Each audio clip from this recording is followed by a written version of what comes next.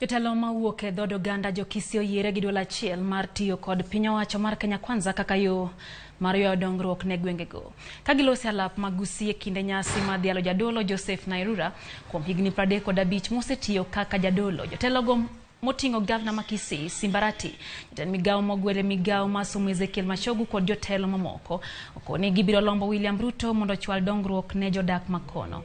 Ewi arita kwe, jotelogo wacho kar opako jatend piny kuom wuoyo bad migawo mar DCI mong'ere kaka SSU magikoni osebedo kalal kod jopiny e yo magalagala.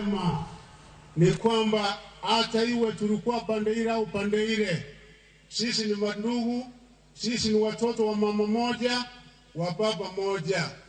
Lazima tuwe na upendo, lazima tukae pamoja, tushikane mikono, lazima tufanye kazi pamoja. Tuko na serikali 47 na serikali kuu moja. Kwa hivyo tuko na serikali 48. Serikali kuu ambayo inaongozwa na Mheshimiwa Daktari William Ruto, ambaye ndio rais wa Jamhuri ya Kenya. Hatuna rais mwingine, ni yeye. Tutafanya kazi pamoja. Na nataka niambie ndugu yangu Osoro, nyinyi wewe sasa na Mheshimiwa Machogu, mko na panga, mko na kisu. Angalia ile nyama ambayo mtakata pale hii.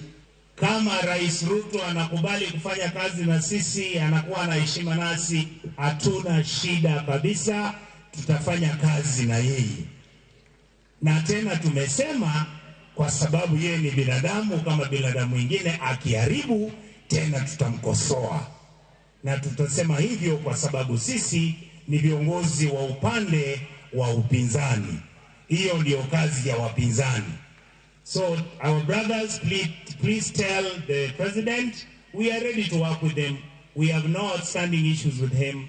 Let him come. Kiss is one delivery of service.